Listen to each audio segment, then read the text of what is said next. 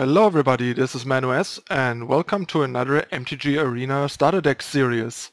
Today it's time to continue the series with the fifth deck, Selesnya Pride.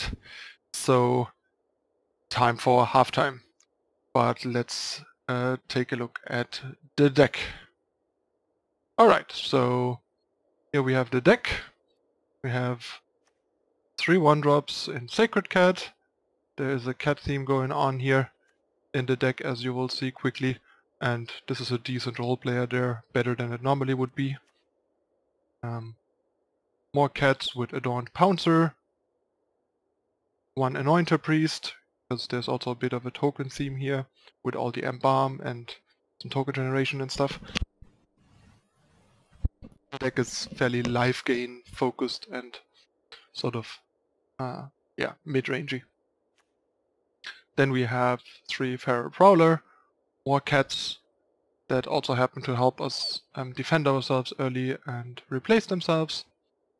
Initiate's Companion, which is a bit underwhelming as a 3-1 because it has a hard time surviving and trades with basically everything.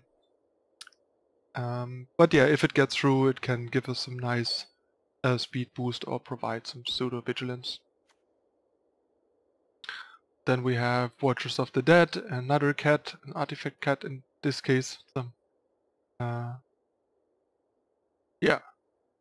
weirdly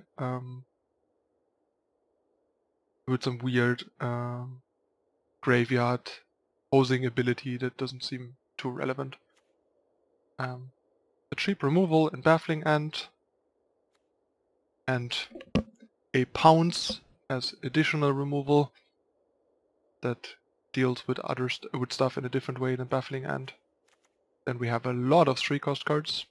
We have Appeal to Authority as a pretty underwhelming split card really, since it is a pump spell but a sorcery speed one, and even the other half is not too impressive, so the card's pretty bad. I guess you can use it to try to push for lethal or just gain back a bunch of health on a life link unit. Sunscorched Champion, another defensive life gain unit with Eternalize in this case. There's a bunch of Eternalize and Embalm here. More cats, 3 Pouncing Cheaters.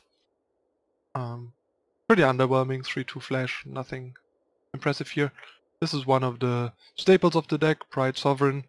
Generates a lot of tokens, also becomes really big, and has some other nice synergies like being untapped with Initiate's Companion if you can after the after you exert it and stuff like that. Yeah, that's pretty big payoff for all the cats basically. Thrashing Brontodon, another very solid yet off-theme 3-drop. Also pretty funny that a 3-drop is multiple times bigger than a boat, but who am I to judge? Then we have another conditional removal in Desert Hold,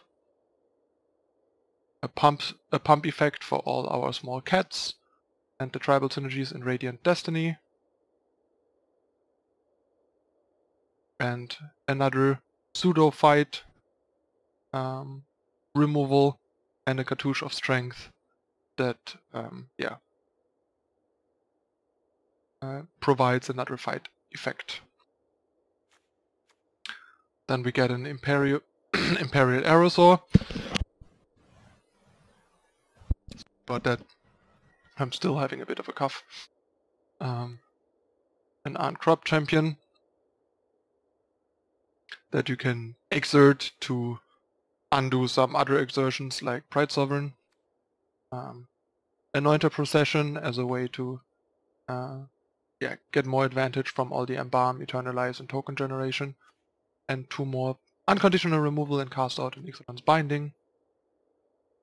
The music of the deck is Crested Sunmare to give you a big payoff for all the life gain in the deck by generating tokens, especially with Anointed Procession. Getting 2 horses every time this triggers is a pretty big deal. And then we have 2 Regal Caracal as another way to enhance all the small cats we have and produce more tokens with Procession and stuff like that. And last but not least, we have a Strength of the Pack as sort of a finisher, but the card's pretty underwhelming by costing 6 and just providing like a permanent +2/+2 on all the creatures, but it is still okay. Like 6 mana, put 2+1/+1 counters on each creature you control is still decent for a starter deck, I guess. Then we have 2 Shepherd Dunes, 1 of each Cycle Desert, 2 Hashep Oasis, and 4 Trunkel Expense for color fixing, 25 lands total, which makes sense giving the curve, I would say. And yeah, the deck all in all looks pretty solid, has a lot of answers, some pretty powerful cards, a bunch of underwhelming weak cards as well, but some solid ways to make them more impactful with the synergies in the deck, and not too many outright terrible cards, I would say. So yeah, deck looks pretty decent, and I'm going to hop into 3 games with all the new people having joined for the stress test yesterday. We should get some more reasonable games again, not playing against only basically standard decks by now, because a lot of people have at least one decent deck by now, so playing these starters has become a bit harder than it was in the beginning. But we'll do our best and hop into some games, so stay tuned for game 1. See you in a moment.